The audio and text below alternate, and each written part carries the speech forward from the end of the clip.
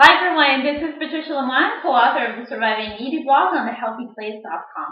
So this week I want to talk to you about a question. I want to answer a question that's been asked to me many times, both in one-on-one live and also on social media, which is how to cope with food anxiety, but not related to social triggers or eating with people.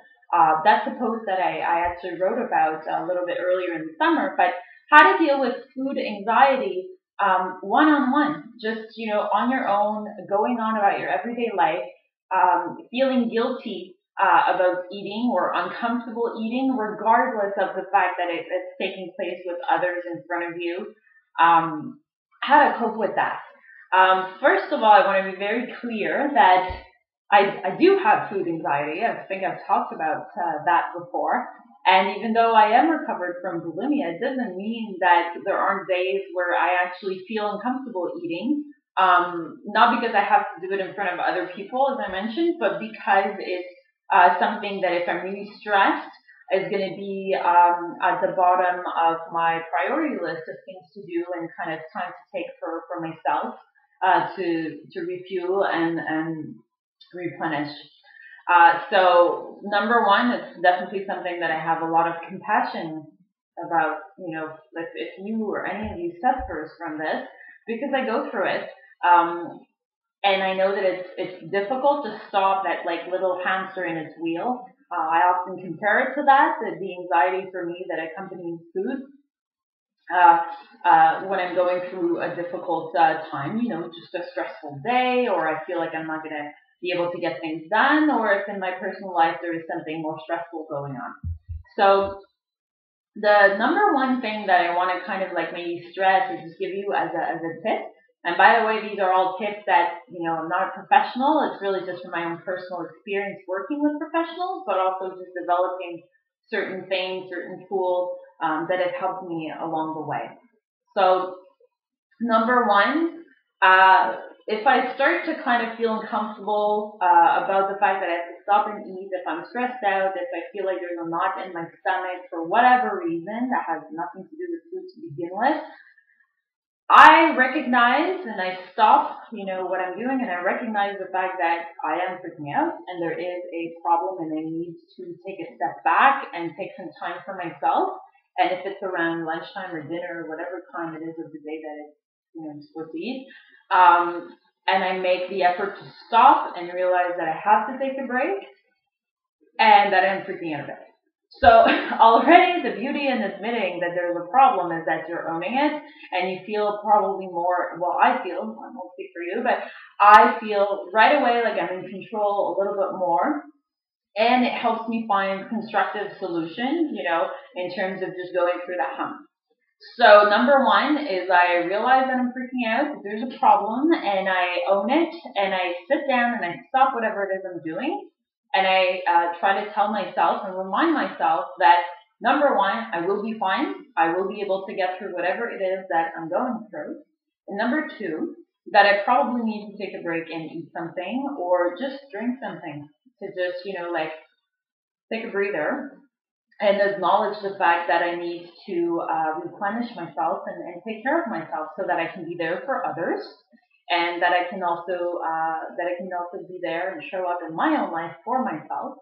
Because if you don't take care of yourself, you won't be able to take care of anyone else. So that's the first step. Second step is if I'm really struggling with, I have to eat, but I don't feel like it, or I feel guilty.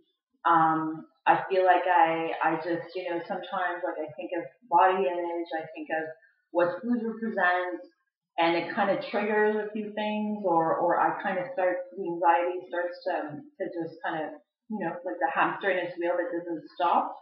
I kind of try to pinpoint what is the problem, like what's actually going on. Am I stressed out because I'm on a deadline? Am I stressed out because I have to work on a project that I'm not really inspired by?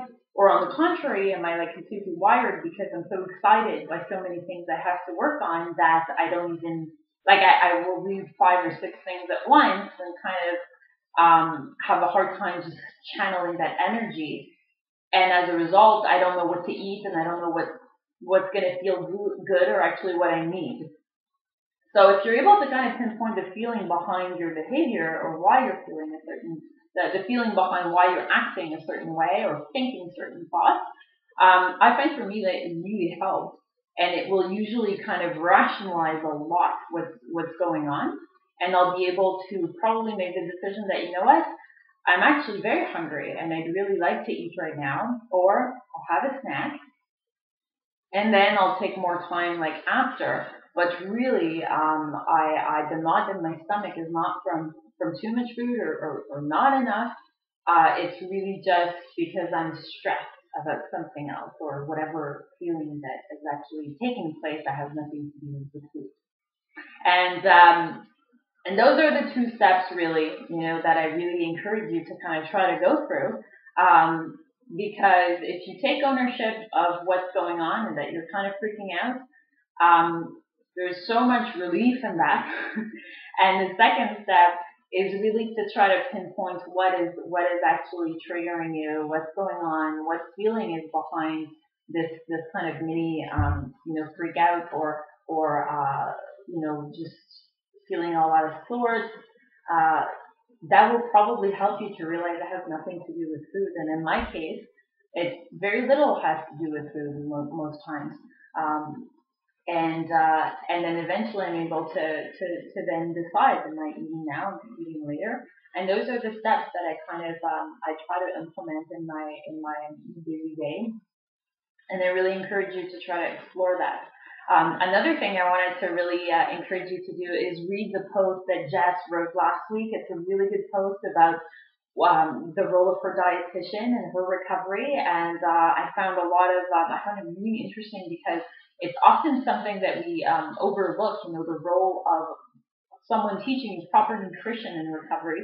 We try to focus very often on the feelings and what's behind the behaviors, which is completely understandable and at the root of the problem with the mental illness. But then the action and the behaviors really have to do with knowing what you're doing with food, and that's also really important. So if you combine maybe the tips that I've given you today, or try to look into them and see how it feels if you try them. And I think if you take maybe some knowledge away from her post, you might be able to get some support maybe that way. It's a form of peer support, and to realize that we're all in this together. Anyone who reads this blog will have questions about recovery or about eating disorders, wherever you're at in your journey. And it's like a thread. You read one post, you see a blog, and you kind of put it together, and you see different facets of recovery and different facets of what we each do in our recovery, and that might be the pieces of the puzzle that you might need for your own. So I encourage you to leave us, comments below. It'll be my pleasure to reply as quick and efficiently as I can. And if you're on Twitter, please, via my profile, write me DMs. I always, or tweet me questions or comments. It's always my pleasure to respond. Thank you so much, and good luck in your recovery.